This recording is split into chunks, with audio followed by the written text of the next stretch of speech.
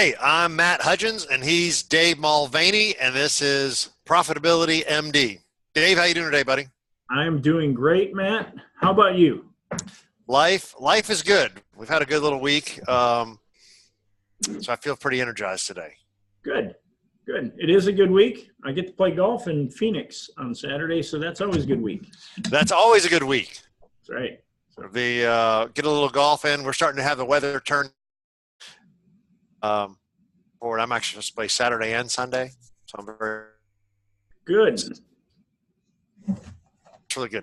All right, let's see. I've got a topic we can talk about today. I was talking to a prospect earlier today, and one of the things we always talk about is how to systematize your business. And the question was asked by the prospect, hey, what do you mean by systematizing your business? I don't understand what you're talking about. So basically, when I talk about systematizing your business, you talk about it too, and you know, we've talked about this before. I think we talked about there are three main components of any good operating business, right? You need to have attracting new clients. We talked about that all the time, and that's when we're talking about getting more leads and conversions. We got to deliver the experience, right? So we got to deliver the wow experience, and then we got to do service and follow up and kind of maintain those relationships. But there's a lot of automation and systemization that can be done in any of those areas, right? So marketing you can automate. Anyway, so let's back up and say, so what does it mean to be systematize a business? So when I think of systematizing, I'm just talking about anything that you do more than once, like ever, or more than once a week. So when I say, what does systematize mean to you? I'm talking about like, how do we answer the phone? You know, that's definitely something you do more than once a week, right? Absolutely. And it could be how we take an order, right? How we take an order and what do our order forms look like? It could be how do we make a sales call, right? What are our steps involved in there? How do we create a system? How do we create a system, right? Exactly right. So, and I'll get right into the questions here later, but you know, the benefits are you'd have more free time, right? If you start to systematize and put in processes in place, it makes it more efficient. So you get more time for yourself, your employees have more time, you have more efficiencies, you have better employees because now they're doing the right stuff because you know they're following the systems and processes. So you'll have happier employees, better results. And that actually leads to more growth, right? Because if you are starting to automate and systematize the mundane stuff, that frees your time up and your employees' time up to do the more important stuff that makes you more money. So when we talk about systematizing, tell me, you know, where do you tell them to start? Well, I'm going to add one more thing to that is when you systematize your business value increases exponentially. Because Absolutely. the more systems you have, the easier it is. And I say the more systems from everything you do, everybody has systems. That's the truth. But without recording those systems and how they're done and why they're done that way, and there's no value there because they're in your head.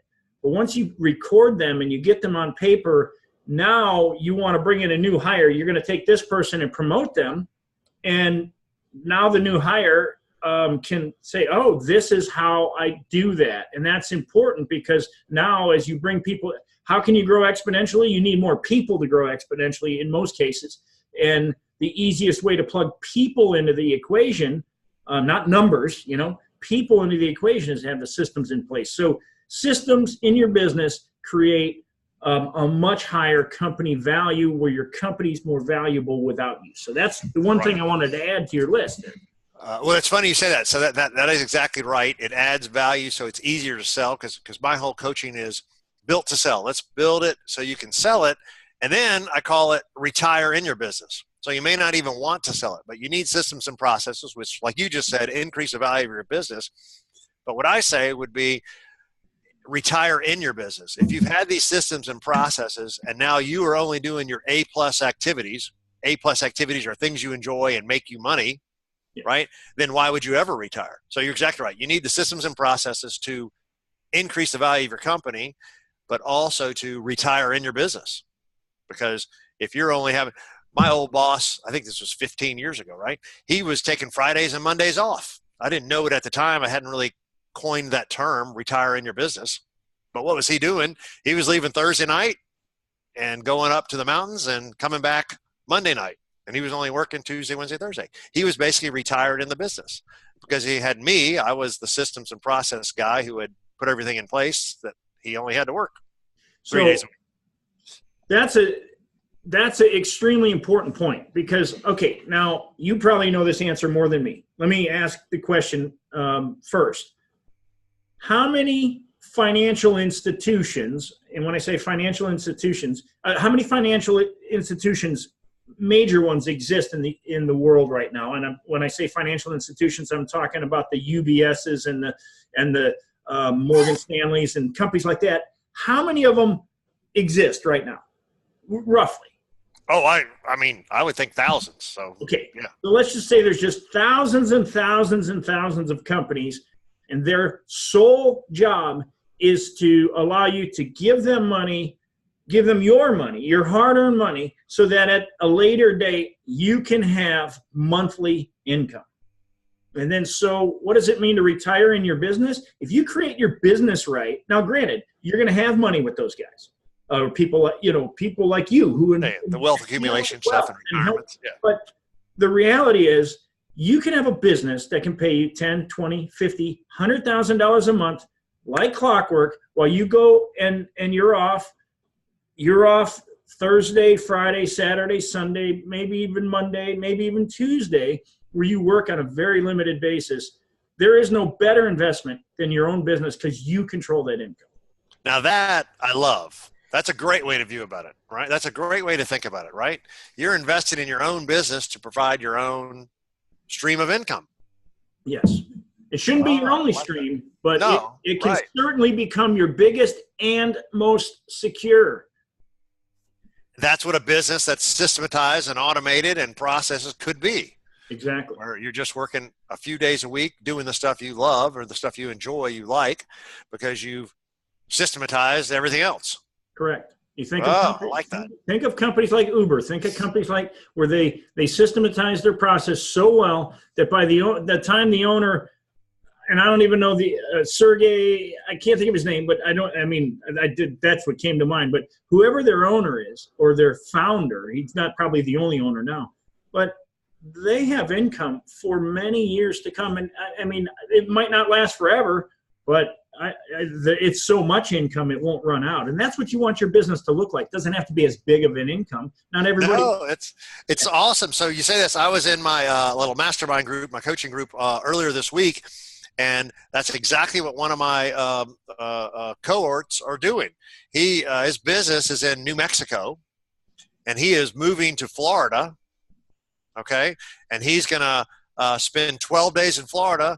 And then fly back to New Mexico and work 5 days, Monday to Friday, fly back Friday to Florida, and then be in Florida for 12 days. And that's his retire in his business. Now, he says he's not going to disconnect during those days he's in Florida. He'll have remote access and all that kind of stuff, but he won't be working full days either.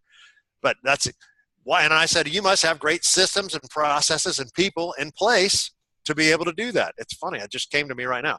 And so that's literally what he's doing. And there's your mastermind group. Let's give a plug for Dan Sullivan, the founder of Strategic Coach. Both Matt and I have been in Strategic Coach. I have a different type of coach now than Dan Sullivan. But you talk about a man who's created systems. I don't think there's a bigger coaching platform, entrepreneur coaching platform than what Dan Sullivan has put together. But what's amazing is that Dan Sullivan went bankrupt, just years before finding his path, and that's helping entrepreneurs. So here's a man who learned from his past, created a phenomenal company built around systems, and Dan does his A+ activities, and that's all he does is his A+ activities. He has a business that will produce income whether he goes to work or not, and that's what you want out of your business. But Dan goes to work because he loves to do what he loves to do, and that's what you want out of your business, where you do what God designed you to do. If you don't believe in God, then what the universe designed you to do, that's fine. But whatever you believe, you were designed for greatness in one area. But we spend most of our time doing all this mundane crap, and when you create systems, it takes you out of doing mundane crap. You can outsource and delegate mundane crap, and you can become an A+ worker in your company and you're not even working. That's what Tim Ferriss talks about in the 4-hour work week. Yes, People exactly. Misunderstood when Tim was saying, I work 4 hours a week. What he's talking is I do mundane crap 4 hours a week, and the rest of my time I'm doing A+ activities. Right. That's exactly right.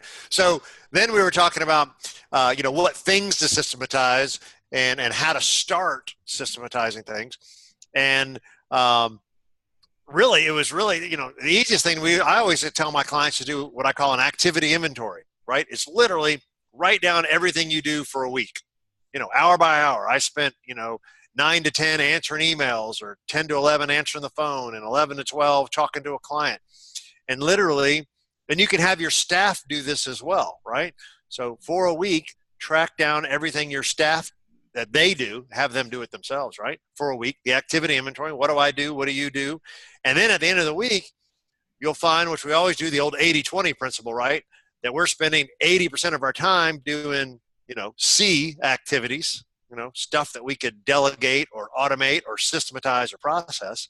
So that's a great starting point, right? And then what we always talk about, you and I, is that if I could spend more time doing my A+ activities, by default, I make more money, right? If I spend, so that's a great way. I was trying to tell them, you do your activity inventory for yourself and for your staff, and then you look back and say, all right, what can we automate, systematize, or process? Here's what we've been doing for a week. Are we all doing the same thing? We had this question come up 10 times this week. What's our response? Can we just have a canned response that we would reply? So that's kind of where I tell them to kind of start. It's funny you talk about the, I call it the daily activity. You just called it, what was the activity inventory? Activity inventory. But the daily activity report is what I refer to it as, and which is similar to activity inventory. But then you're going to rate how you feel about those activities, not how good you are at them. You can be really good at something that you hate. There's a lot. Right. I am really good at a lot of technical things. I mean, I am really good as a mechanic. I can work on cars, I can work out, but I hate it. So just because I'm good at it, just because you're good at something doesn't mean you should be doing it. So you rate it on how you feel on a scale of 1 to 10 or 1 to 5, whatever you want to do. Where 10 being or 5 being, I absolutely love this. 1, I'm ready to like choke someone out because I'm doing this. So you rate these activities. And then you're going to want to take and create systems first for the ones you love. But I like to say where you really want to focus is create the systems for the ones you like the least, so that you can start outsourcing and delegating those. Now, some of those may be very expensive activities to outsource. So as you grow, as we get more customers, as you get more clients and repeat business, then I got to fill this position, but you'll already have a system in place to plug somebody into. So it's taking that and then creating a system and literally building your company around around doing the things you love and outsourcing. Or I say outsourcing. Outsourcing can mean just hiring somebody to do it. But initially, I use Upwork a lot to outsource. But you can insource. But sometimes what I typically recommend is if you can't hire somebody now, outsource it until the hours equate till I need someone in the building handling this. Right. And that's awesome advice. So it's funny you say that. So then we talk about, well, how do you actually do that? So I'm like the king of outsourcing, and I use virtual assistants all the time. You talk about Upwork and stuff like that. So I use virtual assistants all the time. And tools, let's give them tools. So one of the best tools I've ever come across, it's a free tool called a Screencast-O-Matic. Screencast-O-Matic. It's a free tool, and it records your your computer screen. So a great way to show somebody how to do something is you just talk into your computer, you put on your little headset or your headset, and you're recording your computer screen as you do the task. And you say, well, here's how you do it. I go to this app and I open this app and we go to this application. Here's what we do. We drag and drop this and we type in their names, and then there's this process right there in video that you can give. I typically do that to give to the virtual assistant, or Patty, who's my wife and assistant, does that, where here's what I do and here's what I don't want to do anymore. So she'll take a little video of it and then she'll send it to the virtual assistant and say, here's what I want you to do and here's how you do it. It's a great tool. It's totally free. You can do the same thing on Zoom. You and I are talking on Zoom right now. Something. Patty is not your assistant. She's your employer. She's the boss, actually, yes. right? So let's listen. You're the assistant. I didn't know. That's right. She's the boss. I forgot. You're right. Just so we clarified that up. So we're clear. But then, so that screencast is awesome. Systematize, it's free. There are some other free apps. I don't know what they are, but that's just one that we use here. And then Zoom, you can actually make videos here. We're using Zoom right now, but you could actually make Zoom videos just by yourself. Same concept. Yeah. You're just recording stuff. You can make audios on your phone. Pull up your phone and just dictate. Here's how we do or what we do, kind of stuff. You could obviously make a checklist or type it in your phone. I'm all about ease, right? I don't want to make this stuff difficult. And so one of the hurdles for people is how, right? I don't know how. It's like, well, you just talk. Yeah. You just use a video or use a recording. So anyway, that's a really cool tool. So, let's break it down and into how do we create a system? Because I'm sure anybody who watched this, they'll say, okay, what do I do to, so let's assume you're going to talk to your smartphone and you're going to create a system. So should I bring up a lesson that a handout, Matt? Yeah. Pull up your handout. That'd be great. So what I'm going to do is this is part of, I have a program that I teach called Prosperous in 60, and I'm trying to find out, there we are. Where my screen sharing is. And so can you see that all right, Matt? Yep, absolutely. Okay, so Prosperous in 60, this is a module 7 where I'm actually talking about delegation and automation. I talk a little bit about how to determine your time value and things like that. But where we get into this creating a process or system, and what I like to, again, taking the daily activity report or the,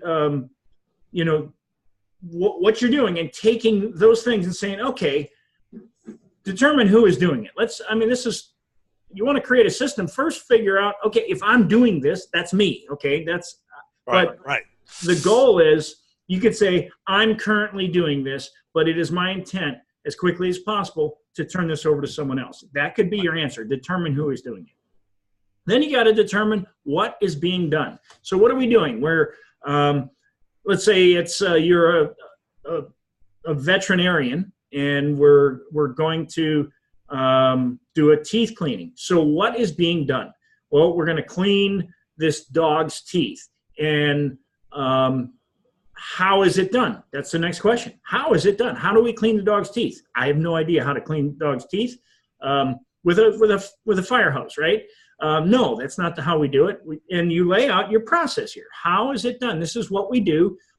This is the products we use. This is this. Now, when is it done? Well, that could mean that could be different. We offer teeth cleaning on the second appointment, or we have a system to generate leads with that. When is it done? We could say quarterly. Dogs should, and we have a reason for that. When is it done? Why do we do it this way? That's a really good question.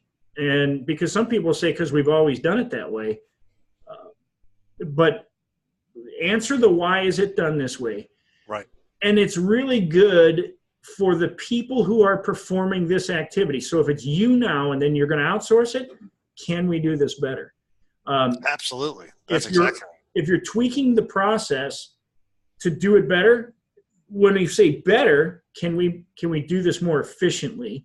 And the people who are doing it, is if you empower your people to be able to answer this question, they come to you and they say, Matt, I've been working this process and I found a better way to do it. And you're going to probably say, you don't even need to tell me. Just record it. Just record it in this fashion and show me the efficiency once you've implemented it. So. Right. Exactly. And I got a real live example. So this is really funny. So virtual assistants, I use them all the time. And so I wanted them to, they took over my newsletter, my monthly newsletter, right? And so I post all the time on social media to my LinkedIn account and to my Facebook account. And so this is how I was doing my newsletter, or Patty was doing the newsletter, and we just recorded it. You know, what we end up doing is we go back through our social media posts for the last month. So this is all on video. We pull up screencasts and say, here's how I write my newsletter. I take the articles I posted over the last month. One of the apps that I use called Buffer tells me which ones are the most popular, that have been read the most. And I just pick the top 3 of the last month. And I take those top 3 and we drag and drop those into a newsletter format with a call to action. And that's the newsletter. And then we send it out. So I wanted the virtual assistant to do that exact thing. Hey, look, you can go back through and here's how we do it. We made the video. Here's how you do it. And then, by the way, if you have a better format or a better way to do this, let us know. And it was probably about 2 or 3 months later, they came up with a better format for the newsletter. It was not only the layout, so the layout was a nicer layout than we had done, because I'm not a professional newsletter person, right? And so it was a better layout she had put together, and it turned out it was easier because she could then literally drag and drop the articles in there. And then we have a call to action that we like to change about every month or 2. And so it's a great example. Here's what we're doing. We recorded it. We sent it to the virtual assistant. They were doing it that way. Hey, if you got any better ideas, let us know. And she came back to us with a better idea, which was literally a better format and easier. So it, not only was it better looking, but it was also easier or less time for her to do it. Yeah, and awesome.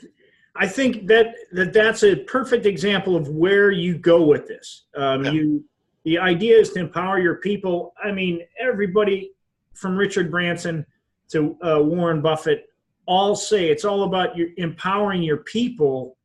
And I think the best way to empower them and the best way to get buy-in with them is you say, this is how we do it, and I'm not going to hold you to that. I'm going to hold you to that until you bring a better idea and a more efficient idea, and then you can do it your way. First, learn it our way, and then I want you to create in your own mind a better way that you like doing, and especially systems, just recording systems in the beginning, I think that scares a lot of people who are not the detail-oriented person. I am not a detail-oriented person. So that's where technology today is. It easy. Yeah. Easy. Use your smartphone. Use a service where you can screencast. You know, Mac has a $99 one-time purchase screencasting software. You mentioned Screencast-O-Matic is free. Yeah. And I am going to check that out. I use the Mac screencasting software, and I use Zoom. I mean, we're using Zoom here. So I'm not promoting Zoom. I don't think their sound quality is as good as all, but at the same time, it's a pretty universal platform. There's things I like about it. So we have covered a lot. What did we miss on creating a system or process? Yeah, the only thing I was going to say, like actual areas. So I wrote out a list, my little sticky note. I'm a king of sticky notes. You know, just as ideas, right? Start with the activity inventory. What do you do for the week? So that'll give you ideas of what to, as you mentioned, delegate, but also what you can systematize, right? But admin, you could talk about how do we answer the phone? We could talk about how do we set appointments? What do we say? So there could be a sales script involved. There could be a checklist. I'm big into checklists. So there could be a checklist of when you're setting an appointment, you know, did you set a time? Did you get their phone or email so you can send a reminder, text or email, you know, a day before the appointment? So that could be a checklist. Financials. And this is actually big. You and I have talked about this in the past, that I think more business owners need to know their own financials. But the point is what they really need is a dashboard, right? I think they just need a dashboard with key performance indicators, and we can have a bookkeeper or a controller do the numbers for us, right? And again, we can outline that. Here's what I want to know on the dashboard. And actually, it's a great point that I talked with another client earlier in the week, which was, you know, he's using an accountant who's doing a monthly income statement and balance sheet. And I said, well, that's great, but that's telling you what happened in the past. You need some leading indicators on your dashboard. You know, how many calls, what kind of backlog are we having, right? So construction, he has a construction job. What jobs are coming up, right? What sales calls do we have coming up? What's in the pipeline? So we needed some future indicators on there. So my point being is you need to know your numbers, and you don't have to do the work these days yourself. Correct. Right? Communication, again, internally, how do we make sure workflow? I do a lot of workflows. That here's what happens when a new client comes on board. And so it's put up in my little system, and you could, it's a checklist. Oh, what's the client's on board? Did they sign up? Did we send them this email? Did they respond to that? Have they logged on? Right? Customer retention. We talked about that again. How do you present your clients? Two other things. Oh, employee, just like you said, normal tasks. Every task that your employee does. And marketing, this is where we talk about, you and I we always talk about lead generation all the time, right? What part of marketing can we automate or outsource? There could be a typical response, right? What are the most frequently asked questions, right? So we all know, here's one of the things I was talking with somebody, this is a different conversation, which was most common objections to whatever your product is, right? You know what they are. You should come up with the 5 most common objections, and you should have a script or a comeback to all 5 of those. And a matter of fact, I now think you should come up with them proactively. Some people don't like this because X, Y, Z. What I think, and so I believe in direct response copywriting, which is what you should do with all of your objections. You should literally list every objection to doing business with your company, buying your specific type of product, list every objection you can think of, take the top 5, and literally write a lead magnet on all the problems associated with that, and then bring a solution in, and then a call to action to call you, because what that'll do is it'll position you as an expert. And again, I create systems of marketing that so when you eliminate all the objections before you've even met the client, guess what happens? They don't have any objections. Yeah. So I think that's part of my systematizing of marketing is let's figure out what the objections are, and then let's get them out in front of the client right away. Let's tell them why all of our competitors are idiots because they all do it this way. You don't even have to call them idiots. You're just going to explain, this is how everyone else does it, and this is why we do it this way. Right. So I go back to the beginning of how we started this conversation, is that there are 3 main parts of a successful business, which is we got to attract clients. So surely there are things in there that we can automate. That's the marketing. Yep. We have to deliver a wow experience to our existing clients. That's certainly there are parts of that can be automated, that can be systematized and processed. And then the third is the, I guess I call it the servicing or the scaling up, which is after they've become a client, how do I keep them coming back to buy more? And how do I get them to send me referrals? So there's follow-up that can be systematized and automated. So I don't have a particular order in which to start except that activity inventory, which just is, well, I don't know, what are you doing? And what can you delegate and outsource and automate? And then what's your staff doing, and what can they delegate, automate, and outsource? Because the theory is the more you systematize, goes back to the original statement we made. Why do you need to systematize your business? Because you will get more time, you will become more efficient, your staff will become more efficient, and by goodness, you're end up making more money because you're going to be doing the important stuff, which actually makes you money instead of the mundane stuff over and over again. And if you're a solopreneur, you're just on your own. If you stay that way, that's fine. A lot of people can do really well on their own. But by taking the activity inventory, taking the lower things on the scale, 1 through 4, 5 being the things you absolutely love to do, taking 1 through 4 and creating systems, you can start outsourcing that just because you created systems, and it'll give you more time to go fishing, play golf, whatever the things you like to do, go hiking, go whatever, time with the family, whatever it is. Yeah. So the more free time I think is the biggest thing that entrepreneurs don't think is possible. And that's exactly what I want to help people create is, look, you can have all the money in the world, but if you don't have any time to enjoy your life, it's because you're spending too much time outside of systematizing your business. That's exactly right. I totally agree. That's a good wrap up. Where do we find you, Mr. Mulvaney? Easiest place to find me is at davidmulvaney.com, and you can find me on LinkedIn. Just search David Mulvaney, and you'll find me there too. Perfect. This actually reminds me. So I got my coaching website, which is 10xprofitability.com, but I have a weekly training video that I've started putting up. Is it 10xprofitblueprint.com? Yeah, what did I say? Yeah, 10x profit. Oh, sorry. Right. We talk about profitability, MD. I'm sorry. Yes, the coaching website is 10xprofitblueprint.com/training-video. So we do a weekly video up there, and this week's video is systematizing your business, why and how and how you should start it. So go check out 10xprofitblueprint.com/training-video. We'll have a link on the YouTube on our YouTube video that's cool. so that you can get a hold of that. I never thought about that, but I should start talking about those training videos. We put those up every week, and this week's was systematizing your business, which would be pretty timely. Perfect. Okay, All right, man. Well, I look forward to talking to you next week. Take care. Next time. I'll see you.